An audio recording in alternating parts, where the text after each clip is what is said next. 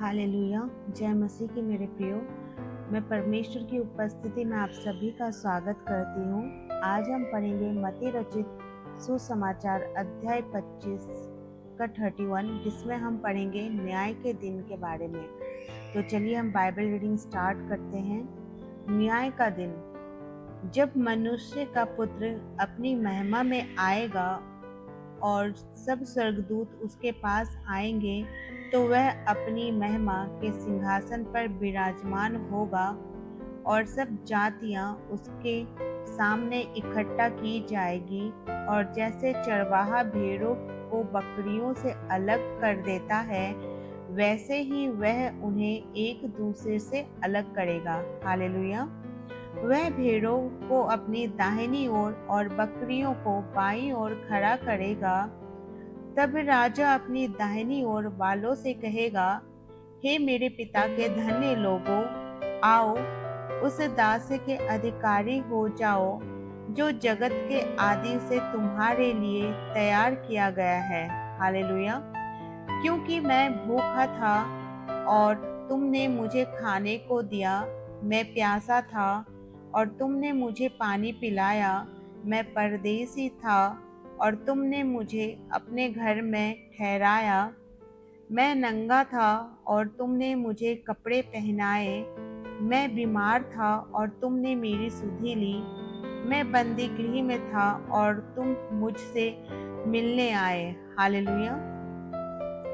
तब धर्मी उसको उत्तर देंगे, हे प्रभु, हमने कब तुझे भूखा देखा और खिलाया, या प्यासा देखा और पानी पिलाया?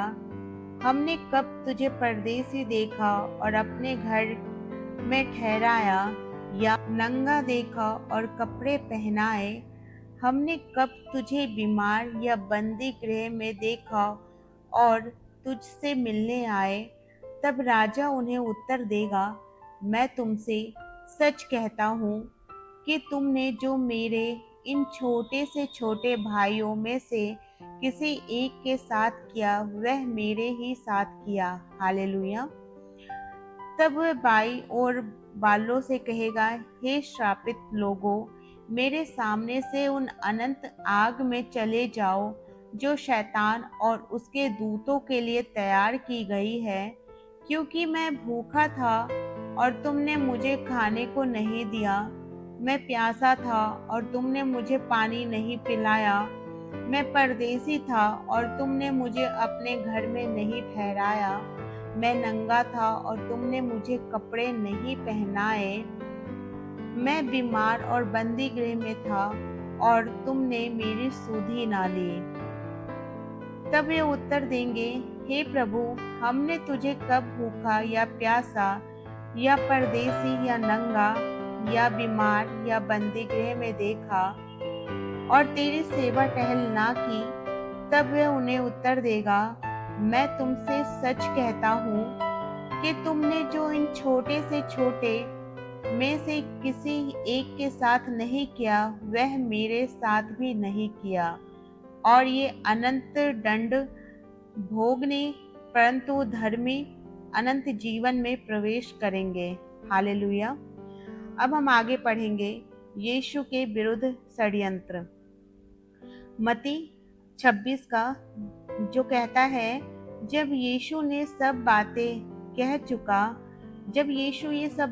कह चुका तो अपने चेलों से कहने लगा, तुम जागते हो कि 2 दिन के बाद फसह का पर्व है और मनुष्य का पुत्र क्रूस पर चढ़ाए जाने के लिए पकड़वाया जाएगा।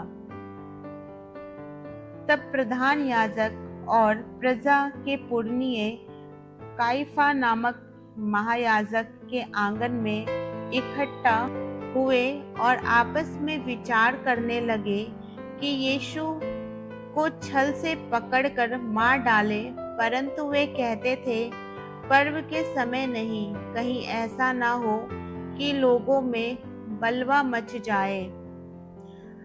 हालेलुया। अब हम पढ़ेंगे बैतनिय्याह में यीशु का अभंजन।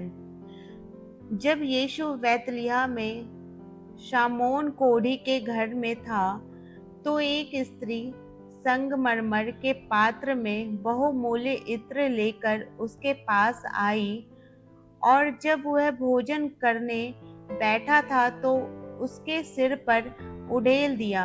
यह देखकर उसके चेले ऋषियाए और कहने लगे, इसका क्यों सत्यानाश किया गया? इसे तो अच्छे दाम पर बेचकर कंगालों को बांटा जा सकता था। यह जानकर यीशु ने उनसे कहा, स्त्री को क्यों सताते हो? उसने मेरे साथ भलाई की है। कंगाल तो तुम्हारे साथ सदा रहते हैं, परंतु मैं तुम्हारे साथ सदैव ना रहूंगा। उसने मेरे देह पर जो यह इत्र उड़ेला है, वह मेरे गाड़े जाने के लिए किया गया है। मैं तुमसे सच कहता हूँ कि सारे जगत में जहाँ कहीं यह सुसमाचार प्रचार किया जाएगा, वहाँ उसके इस काम का वर्णन भी उसके स्मरण में किया जाएगा। हालेलुया। परमेश्वर इस वचन के पढ़े जाने एवं सुने जाने पे आप सभी को बहुतायत से आशीष दे। आमीन।